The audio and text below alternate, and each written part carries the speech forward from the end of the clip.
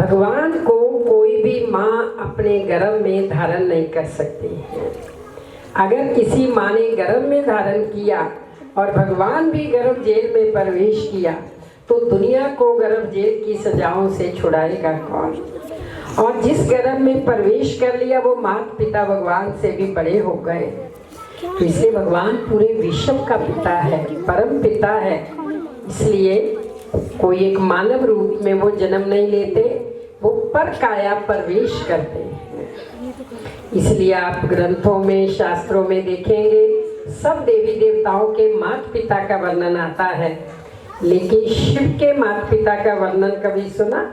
किसी कोई सभा में मालूम हो भगवान शिव के माता पिता का नाम तो वो हाथ खड़ा कर सकते हैं, बता सकते हैं। अच्छा, श्री कृष्ण के माता पिता कौन है? बोलो बोलो बोलो। देवकी वासुदेव। हमारे वासुदेव भाई ने भी यहाँ बहुत मेहनत की है ये कार्यक्रम के लिए। ये वाले वासुदेव नहीं, दूसरा वासुदेव। और पाला किसने? यशोदा नंदलाल। ये भी वर्णन आता है, देवकी ने जन्मे, यशोदा ने पाल लिया, शाम निकल गया। ऐसे ही श्री राम का पूछेंगे आप सब बता सकते हैं, लेकिन शिव का क्यों नहीं आप सबको मालूम?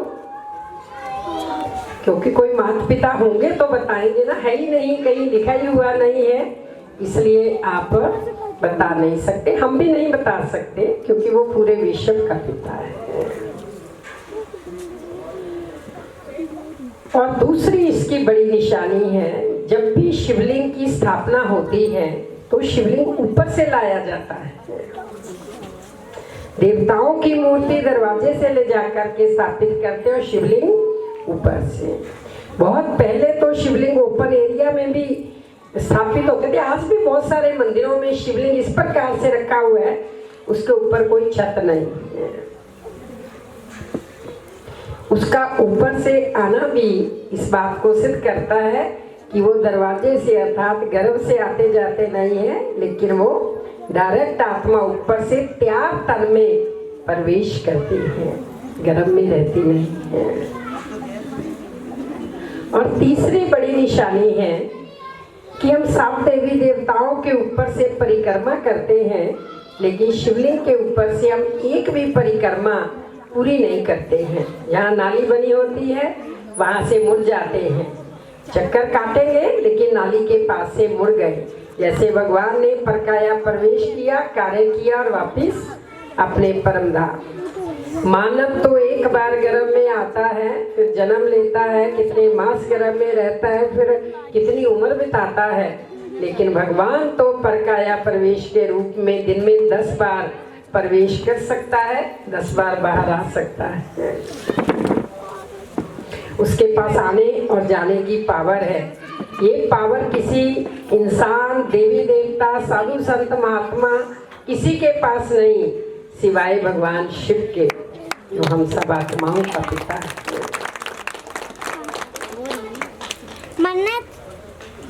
इसलिए इसको शिव जयंती व शिवरात्रि कहा जाता है, शंकर रात्रि नहीं कहते। क्यों? भगवान ने आकर के ये राज खोला कि शिव और शंकर भी 2 हस्तियां हैं। शिव परमात्मा पिता है, शंकर देवता है। इसलिए शंकर जी को भी अर्ध नेत्र बंद किए हुए भगवान शिव के ध्यान में बैठा दिखाते हैं। उन्होंने भी भगवान शिव का ध्यान किया। इसलिए जब त्रिमूर्ति कहते हैं तो ब्रह्मा विष्णु महेश 3 देवता, ब्रह्मा विष्णु शंकर कहो, ब्रह्मा विष्णु महेश कहो, महेश और शंकर एक ही बात है, तो उनका 3 देवताओं के रूप में वर्णन आता है। इसलिए जब गायन भी आता है, ब्रह्मा देवता नमः, विष्णु देवता नमः, शंकर देवता नमः, लेकिन शिव देवता नमः कभी नहीं कहते। शिव परमात्मा है नमः, शिव के साथ परमात्मा आता है। इसीलिए शिवलिंग के ऊपर 3 लाइनें बनी होती हैं, जो ब्रह्मा विष्णु शंकर का प्रतीक है, और जो एक बिंदी होती है वो भगवान शिव का प्रतीक है।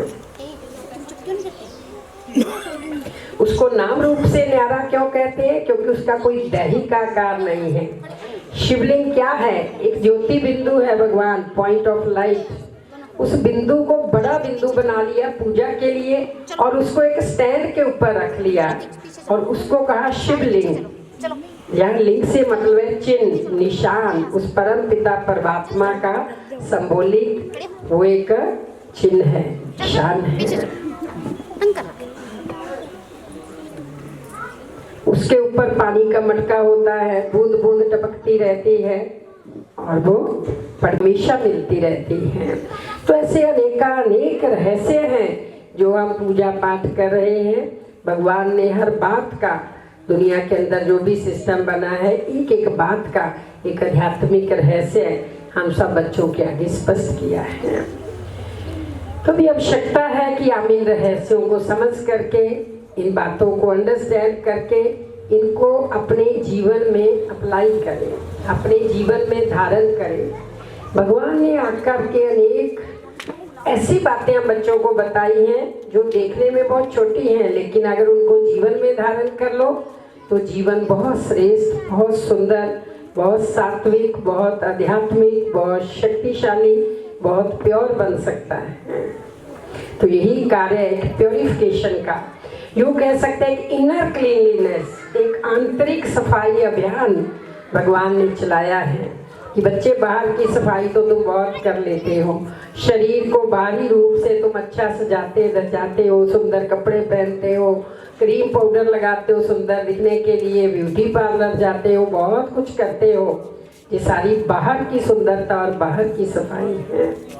लेकिन भगवान ने आके अंतर मन की सफाई कैसे करनी है, अंदर की भावनाओं को कैसे श्रेष्ठ बनाना है, अपने जीवन को गुणवान बना के आंतरिक सुंदरता को कैसे धारण करना है,